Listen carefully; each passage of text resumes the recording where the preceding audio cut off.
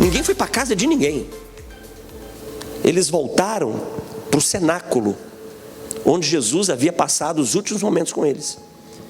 E sem a menor sombra de dúvida, o tempo que eles passaram com Jesus no cenáculo, onde celebrou-se a ceia, foi um dos momentos mais importantes de Jesus com seus discípulos.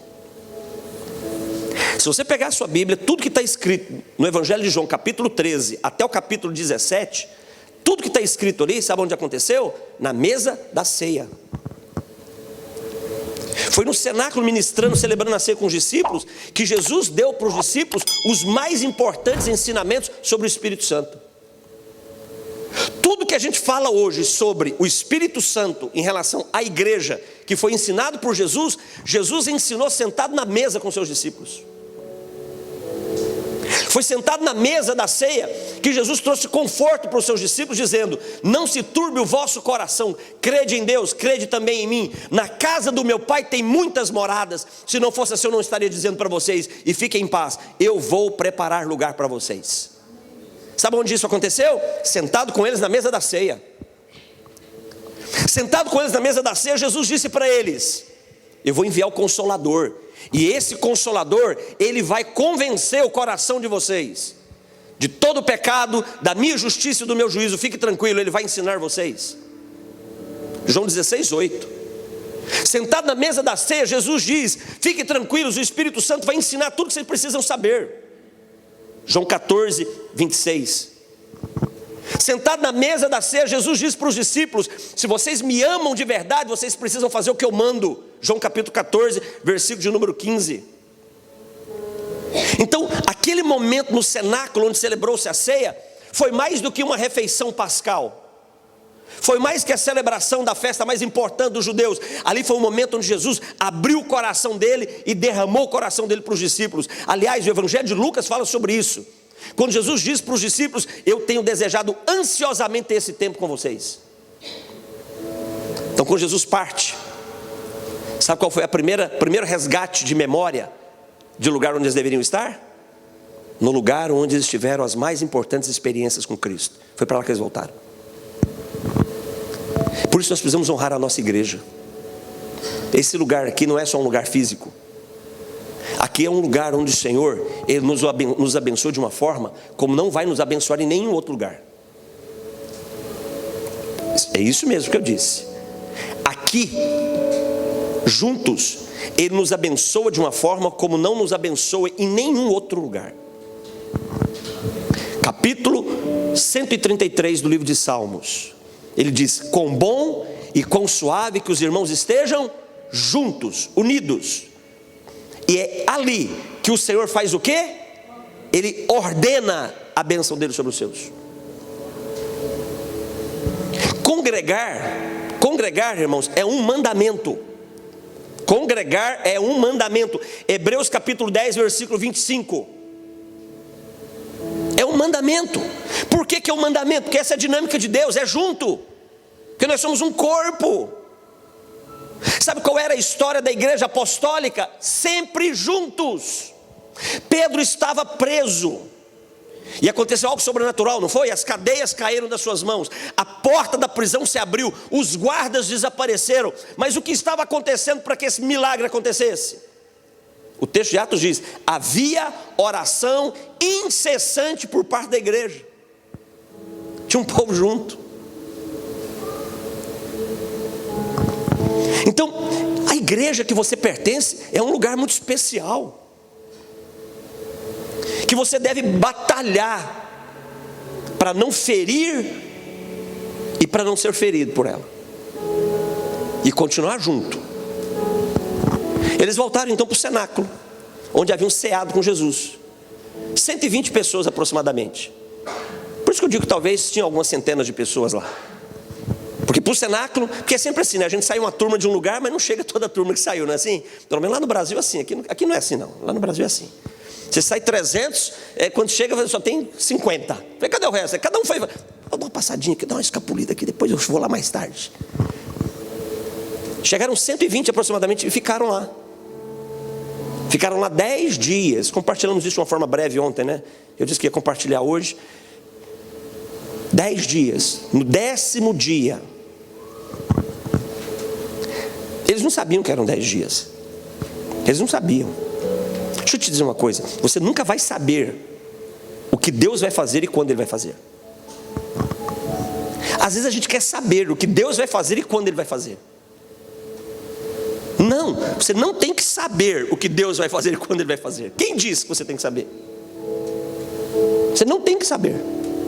Você só precisa saber que Ele vai fazer. E por saber que Ele vai fazer, descansar nesse lugar dizendo: Ele vai fazer. Salmo 121: eleva os meus olhos para os montes, de onde me virá o socorro? O meu socorro virá do Senhor, que fez os céus e a terra. Não dorme, não cochila, certamente não dorme o guarda de Israel. O nosso Deus não dorme. Ele sabe o que está fazendo. Ele sabe. Ele está no controle de todas as coisas. Então os discípulos descem para o cenáculo sem saber quando ia acabar e o que ia acontecer. Deixa eu dizer uma coisa, queridos: não nos compete saber nem tempos e nem épocas. O que compete é crermos que Ele vai fazer. Quando é que vai acabar esse negócio do corona? Não interessa, eu não quero saber. Aliás, eu quero saber, mas não me compete saber. Me compete confiar no Senhor. Confiar no Senhor. Jeremias capítulo 33, versículo 3: clama a mim e eu vou te responder coisas grandes que você não sabe nem conhece. Quando?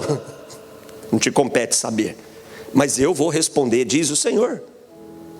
Então eles entram nesse cenáculo para ficar lá, sem saber quando ia terminar, sem saber o que ia acontecer. Não, meu querido, fique no lugar certo, esteja no lugar certo, porque Ele vai vir. Ele sempre vem. Ele vem. 10 dias depois, capítulo 2 do livro de Atos, chega a festa do Pentecoste. O que diz no versículo 1? Estavam todos concordemente em um só lugar. De novo, junto. Tem coisa de Deus que vai acontecer conosco somente quando nós estivermos juntos. No isolamento não vai acontecer. E quando eles estavam juntos naquele lugar, o versículo 2 diz que de repente eles começaram a ouvir um som. E é muito claro, foi muito claro para eles: não era um som qualquer, era um som do céu. Nós precisamos ouvir esse som, mas nós só vamos ouvir esse som do céu se nós estivermos no lugar certo. Se não estivermos no lugar certo, não vamos ouvir esse som do céu. Eles ouviram um som do céu, que era como de uma rajada de vento, e que encheu toda a casa onde eles estavam assentados. Sabe, usa-se muito a figura, o emblema, essa metáfora, né, de vento para o Espírito Santo. Vento, mais que fogo. O pessoal podia colocar mais vento nas músicas e menos fogo, né? Tem muito fogo na música, né? Nas músicas hoje. Hoje, só um parêntese: você quer fazer uma música de sucesso? Coloca fogo nela. Coloca queimar. Colocou queimar, você vai estourar, vai ter um monte de views. Mas o Espírito Santo, ele aparece nas escrituras. Queimar, na verdade, irmãos, é mais duro. Queimar, assim, tem algumas implicações que não é muito boa, não. Agora, vento tem implicações muito boas. Nicodemos ouviu de Jesus: o vento sopra onde quer, você não sabe de onde vem nem para onde vai, mas assim são todos aqueles que são guiados pelo Espírito Santo. Vento. O vento. Eu preciso perceber esse sopro de Deus. Elias, no momento de desespero, de angústia da alma dele, ele começou a buscar sinal de Deus. No trovão, no tremor do monte. Porque era a referência, né, do Monte Sinai, de quando Deus se apareceu. Deus não estava no tremor do monte, Deus não estava no trovão, Deus estava onde? No sussurro suave do vento. O Espírito Santo, ele quer falar conosco. A questão é: eu estou no lugar certo para ouvi-lo? Eu tenho que estar no lugar certo para ouvi-lo. Então, um vento, eles começaram a ouvir esse som.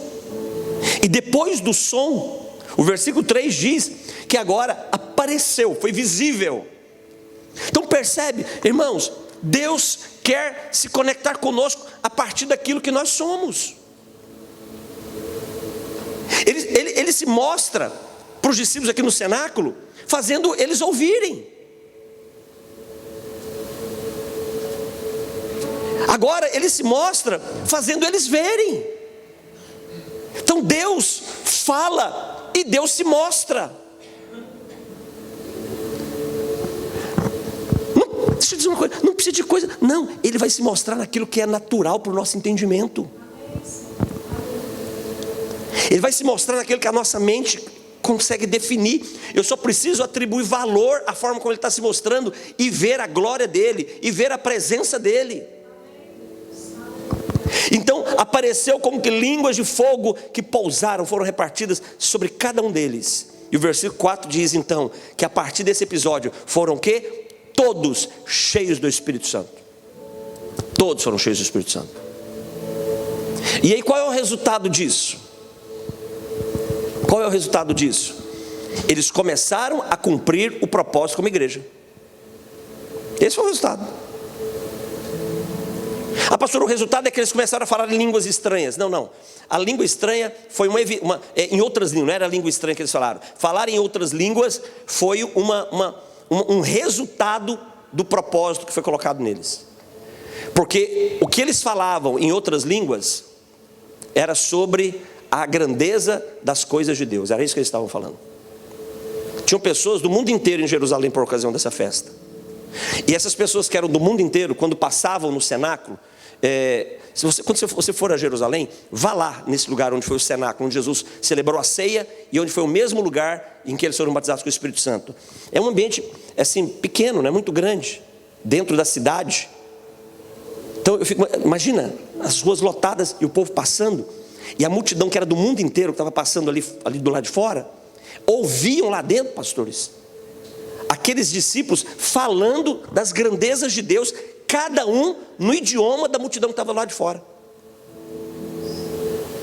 É como se fosse o seguinte, isso acontecesse aqui dentro hoje, e aí passa um chinês ali, o chinês vai ouvir o pastor Rogério falando das grandezas de Deus em chinês. Passa um árabe, aí o árabe vai ouvir o Daniel falando das grandezas de Deus em árabe. Aí passa um francês, vai ouvir o Nick falando das grandezas de Deus em francês, e assim por diante. Foi isso que aconteceu. Quando o Espírito Santo então desce sobre eles, foi para dar para eles a autoridade para eles cumprirem o propósito como igreja. E claro que isso transformou a vida dessas 120 pessoas que estavam aqui, aproximadamente 120 aqui dentro. Só que a multidão que estava do lado de fora, alguns ficaram impressionados com o que estavam ouvindo, alguns ficaram maravilhados. Meu Deus, mas como pode? Esses que estão aí dentro são galileus, são homens simples. Como é que eu posso estar ouvindo ele falar, das coisas de Deus na minha língua? Eles não têm condições disso. Ficaram maravilhados, impactados, porque assim, a vida de Deus em nós vai impactar e vai maravilhar as pessoas ao nosso redor.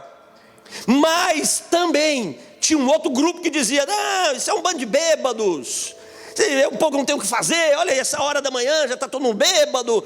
Mas também não vai faltar uma multidão para zombar do que Deus está fazendo através da sua vida.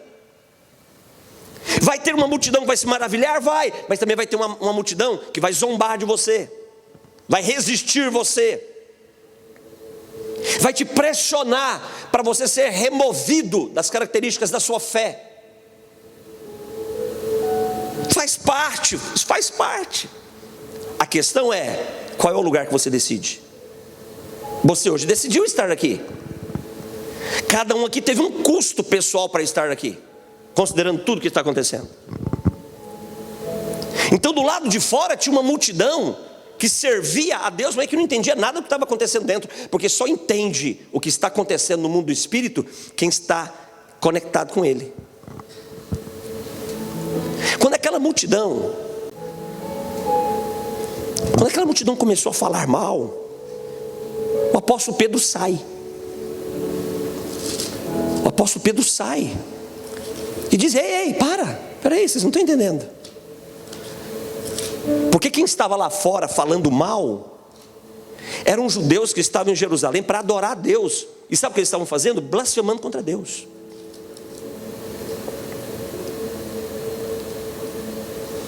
O apóstolo Pedro disse: não, parem agora. Sabe, o mesmo Pedro inconstante, sabe o que ele faz agora? Ele sai para reivindicar justiça. Deixa eu te dizer uma coisa: Deus quer que você reivindique justiça. Isaías capítulo 59, versículo de número 4, tem uma reclamação de Deus para Israel: não há quem pleiteie, não há quem busque justiça, e nem quem suplica pela verdade. Pedro então sai e diz: ei, pare, vocês não têm o direito de falar isso de nós, vocês não podem falar isso de nós, vocês não entendem o que está acontecendo aqui dentro, vocês não entendem. Claro, as coisas espirituais, elas se discernem como? Espiritualmente. Obrigado, meu irmão. As coisas naturais se discernem naturalmente. Então eles não tinham como entender. Deixa eu te dizer uma coisa: quando você firma o pé e diz: eu vou servir a Deus, custe o que custar, lá fora eles não entendem isso, não. Não entendem. Sabe por que eles não entendem? E não exija entendimento deles, eles não têm como entender. Homens naturais, pessoas naturais, não entendem das coisas do Espírito Santo, não entendem. Porque as coisas espirituais, elas se discernem, elas se explicam espiritualmente. Então não adianta você falar: não, mas Deus vai cuidar, Deus vai guardar, não, eu não vou ser abalado. Isso para eles não tem valor. Por que não tem valor? Porque eles não compreendem. Esses são valores que o Espírito Santo gera em nós. Pedro sai então e diz: ei, pare, vocês não têm o direito de falar isso. Vocês não sabem o que está acontecendo aqui dentro? Vou dizer para vocês: vocês estão adorando a Deus e não conhecem nem a lei nem os profetas. Eu vou lhe dizer: sabe o que aconteceu aqui dentro? Se cumpriu a profecia de Joel, quando ele disse que nos últimos dias derramaria do seu espírito sobre toda a carne. E é isso que está acontecendo aqui dentro. E Pedro então realiza o primeiro sermão da igreja apostólica. Primeiro, alguns estudiosos dizem que esse sermão de Pedro não durou mais que 10 minutos. Olha que coisa. E a gente às vezes precisa de 50, já estou acabando. E aí gasta 50 minutos, 1 hora e não fala nem coisa com coisa. Pedro não gastou mais que 10 minutos. Só que quando Pedro termina de falar, ele provocou algo nas pessoas. Deixa eu dizer, meu querido, um homem de Deus, uma mulher de Deus que quer ter uma liderança de excelência, de êxito, ele tem que provocar as pessoas ao seu redor. Ele tem que provocar. Mas deixa eu dizer, quando eu digo provocar, não é dele. Ele tem que ser um caminho do céu para provocar algo nas pessoas. É um movimento vertical e horizontal. Algo de Deus me alcança, que alcança as pessoas. À medida que Pedro falava, e a multidão ouvindo ele, alguma coisa começou a queimar dentro do coração daquelas pessoas. O versículo de Atos capítulo 2, o versículo de número 37 diz que, ora, ouvindo isso, compungiram-se em seu coração. Essa palavra aqui, compungir, no original, no grego, significa, sabe o quê? Ser picado. Imagina então você levando uma ferroada de uma abelha, de um escorpião, de alguma coisa assim.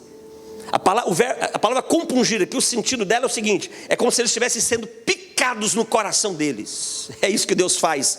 É isso que o Senhor faz quando nós nos movemos da autoridade do Espírito dele. Aquilo que sai da nossa boca toca o coração mais endurecido que possa ter.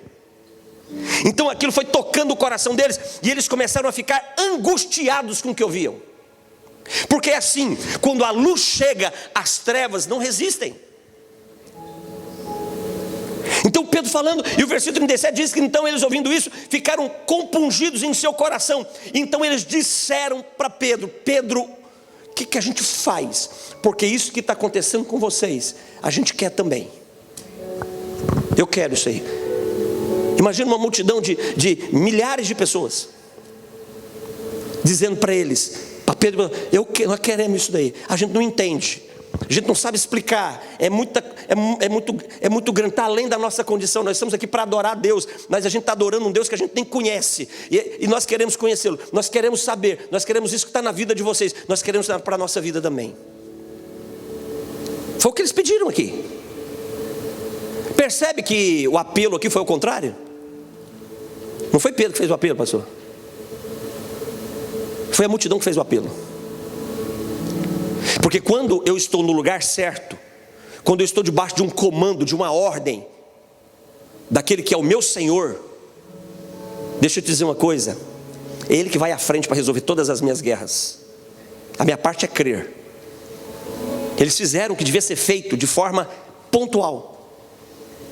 E quando Pedro então se expressa, indignado com a injustiça de serem acusados de uma forma zombadora, quando ele se levanta, Deus honra ele. Cada palavra, lembra que nós falamos ontem? A primeira característica de uma liderança eficaz, tinha unção na fala de Pedro, tinha autoridade na fala de Pedro. Aquilo picou, ferroou o coração daquelas pessoas, marcou, constrangeu. Eles disseram: nós queremos isso que está acontecendo com vocês. Deixa eu dizer aqui uma coisa, querido, tem um povo ali fora que precisa, eles só não sabem que precisam. Algo precisa acontecer conosco para eles entenderem que precisam. Não é com eles. Não é com eles, é conosco. No versículo 38, Pedro então diz: vocês querem então viver o que nós estamos vivendo? Vocês querem sair desse nível mais baixo e ir para um nível mais alto? Porque tem uma situação interessante nessa questão do cenáculo. Quando Jesus pede para os discípulos, só um parênteses para você entender essas aplicações, nada de Deus é por acaso, tudo por Deus tem um propósito. Quando Jesus chega em Jerusalém, Nick fala para os discípulos: olha, prepara um lugar para a gente ceiar. O autor do Evangelho de Lucas, ele fala que os discípulos então conseguiram um cenáculo. Lucas usa uma palavra grega para definir cenáculo. O grego é uma língua muito ampla, que a língua portuguesa não alcança definição para tudo que está escrito. Então Lucas usa uma palavra grega para definir cenáculo na questão da ceia. Essa palavra cenáculo significava o quê? Um lugar acima do nível da terra. Então quando a palavra cenáculo ali significa assim, não é um lugar comum, é um lugar acima do nível da terra. Ou seja, o lugar da ceia não é um lugar comum. Um culto de ceia, uma reunião de ceia não é um culto comum. A reunião da ceia é a reunião mais importante da igreja. Então o cenáculo ali, a palavra usada era um lugar acima do nível comum, um lugar especial, um lugar para homens e mulheres que decidiram subir de nível no seu relacionamento com Deus. Tranquilo? No livro de Atos, quando Lucas, que é o mesmo autor, quem escreveu o livro de Atos dos Apóstolos foi quem escreveu o Evangelho de Lucas. Quando Lucas vai falar sobre os discípulos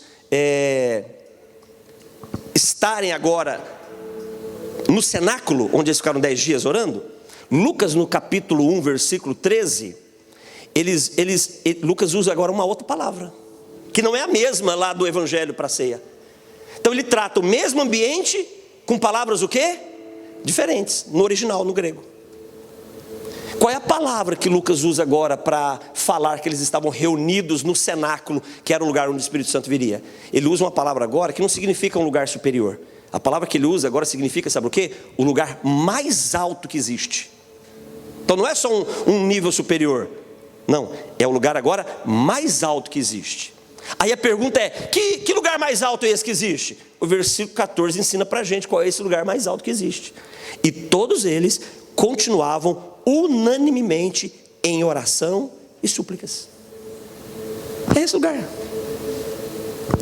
Se eu quero esse lugar com o Espírito Santo, se eu quero essa vida de Deus, eu tenho que estar no lugar mais alto. E o lugar mais alto é com Ele, me relacionando com Ele, vivendo com Ele, caminhando com Ele, decidindo por Ele.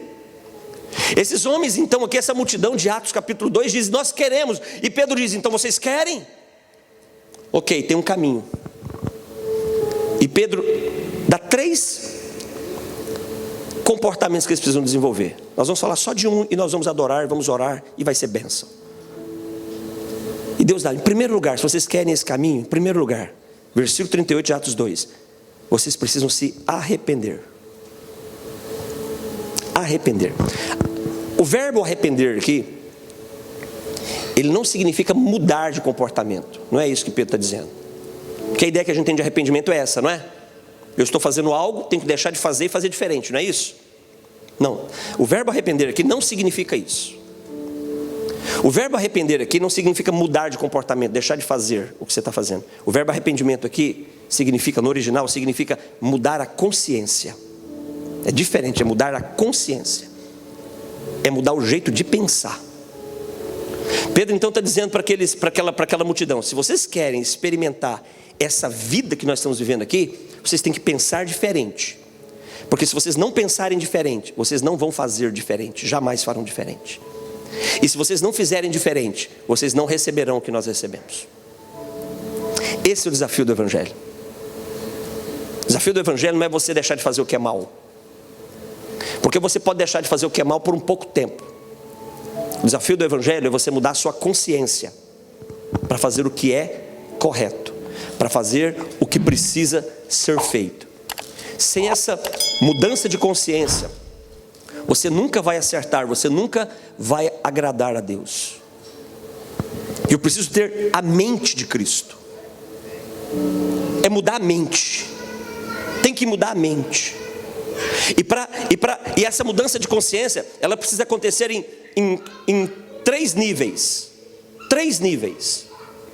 Primeiro nível de mudança de consciência, você precisa mudar a consciência de conhecimento que você tem. Tem muito conhecimento natural dentro de nós, tem muito conhecimento comum dentro de nós, tem muito conhecimento humano dentro de nós. Isso é importante. Você fez uma faculdade, glória a Deus por isso, mas deixa eu te dizer uma coisa: esse conhecimento não vai te dar eternidade. Você tem conhecimento que você adquiriu por experiência, pela sua vivência, isso é muito importante, mas isso vai atrapalhar a sua eternidade. Pedro está dizendo para eles: vocês querem tudo que nós estamos vivendo? Vocês precisam então, em primeiro lugar, mudar a consciência. Primeiro nível de mudança de consciência, nós precisamos mudar a consciência de conhecimento. Nós precisamos de um novo conhecimento. Nós precisamos de um novo conhecimento governando as nossas decisões. Nós precisamos de um novo conhecimento nos dando direções, nos dando destino. Porque senão você não vai conseguir, você não vai vencer. O problema nosso é que a nossa consciência ela é movida pelos valores desse mundo. Por que o mundo está em pânico com essa pandemia? Porque tem uma consciência natural governando eles. Enquanto houver uma consciência natural, eu não potencializo fé. Enquanto houver uma consciência natural, é o Clodoaldo natural decidindo. E quando não será o Clodoaldo natural decidindo? Quando será o Clodoaldo nascido de novo decidindo? Quando o Espírito Santo governar essas minhas decisões, quando o conhecimento dele estiver em mim, quando a mente que me governa não é a minha mente, mas é a mente de Cristo. 1 Coríntios capítulo 2 versículo 16, nós recebemos a mente de Cristo. Eu preciso ser governado por ela. Nunca vamos experimentar a grandeza de tudo que Deus tem se nós não mudarmos a consciência no nível do nosso conhecimento. Conheça os valores acadêmicos, claro. Conheça os valores que o mundo te oferece para te instruir e aperfeiçoar a sua competência. Mas você tem que ter conhecimento das coisas de Deus governando a sua consciência, porque senão você vai errar. Segundo nível de consciência, você precisa desenvolver a consciência do pertencimento. Como assim, pastor? Você precisa entender que você é exclusivo. É isso aí. Você é exclusivo. A igreja, eu vou falar um negócio que eu já disse isso no Brasil, me deu, sabe, aí depois só toma umas pancadas. Deixa eu dizer, a igreja não é inclusiva. A igreja não é inclusiva, a igreja é exclusiva. Como assim ela exclui? Não é que ela exclui, ela é separada. É diferente, é nesse sentido. Ela é separada de tudo que é comum. Olha, mas está todo mundo cancelando o culto. Eu não sou todo mundo, eu sou exclusivo. Está todo mundo sendo infectado. Eu não sou todo mundo, eu sou filho de Deus, eu creio, eu estou num lugar seguro. Mas não tem problema, aquilo que Deus decidir para a minha vida está decidido. Eu sou exclusivo, sou separado para Ele. Deixa eu dizer uma coisa: fazer o que honra a Deus sempre vai ter um custo. Lembra daqueles 3 moços? Ananias, Azarias e Misael, lembra dos 3? se vocês não se prostrarem diante da minha estátua, quando os instrumentos tocarem, vocês serão lançados numa fornalha ardente. Qual foi a resposta deles? Rei, é como se fosse: nós não queremos te desonrar, mas nós nos dobramos somente diante do nosso Senhor. Se o nosso Senhor quiser nos livrar das tuas mãos, Ele vai nos livrar. Se Ele não quiser, Ele não vai livrar. Mas fica sabendo, rei, que só diante dele nos prostramos. O rei ficou maluco, não ficou louco da vida? Mandou aquecer a fornalha 7 vezes mais e jogou eles lá dentro. E o rei estava lá, de repente o rei percebe. E o rei pergunta: mas vem cá, quantos que nós jogamos lá dentro? Quantos foram? 3? Mas por que eu estou vendo 4? E o quarto tem a forma como que de um Deus. É assim. Quando eu entendo que o Evangelho me exige mais, naquilo que eu não posso entregar, Jesus vem para estar comigo, para que eu possa cumprir o que deve ser cumprido. É muito exigente. Nós somos exclusivos, nós somos tirados. Essa exclusividade significa ser tirado. Você foi tirado do mundo, eu fui tirado do mundo. Você foi tirado de um reino de trevas. Você foi tirado de um mundo profano e foi transportado para o reino do Filho do seu amor. Deus fez isso conosco na pessoa de Jesus. Então, nós não podemos ter uma mente de decisão de pertencimento comum, mas exclusivo. Pedro está dizendo para eles: vocês querem viver isso que nós estamos vivendo? Sejam exclusivos. Em que sentido, Pedro? Sejam separados de tudo que esse mundo propõe. Sejam separados para Ele, para a glória dEle. Sabe como é que se chama isso? Santidade. Isso é santidade. Santidade não é você deixar de fazer o que é mal. Quando eu deixo de fazer o que é mal, isso não me santifica. Nunca santificou ninguém. O que me santifica é quando eu me aproximo dEle, porque é Ele que me santifica. O meu relacionamento com Ele que gera marcas dEle em mim. Então, segundo nível de mudança de consciência, pertencimento. Eu sou dEle. Primeiro nível de mudança de consciência, eu tenho que ter conhecimento da vontade dEle. Terceiro nível de consciência, para nós encerrarmos. Vocês querem viver o que nós estamos vivendo aqui? Essa glória de Deus na nossa vida, o cumprimento de uma profecia? Porque eles estavam sendo o cumprimento de uma profecia. E a multidão que estava em Jerusalém, adorando a Deus, não era o cumprimento da profecia. Terceiro nível de conhecimento, consciência de relacionamento. Você precisa entender que o seu relacionamento é com Jesus. E você precisa se relacionar com Jesus. E eu preciso me relacionar com Jesus. Nós temos que nos relacionar com Jesus. Como? Através de uma vida de intensas orações. Não há outra forma de nos relacionarmos com Ele. Sabe quando as coisas vão acontecer, irmãos, na nossa vida? Quando olharmos para as Escrituras e percebermos nas Escrituras que tem um modelo que dá certo. A Bíblia tem um modelo que dá certo. Reproduz o modelo, replica o modelo. Vamos orar? Vamos orar, vamos orar.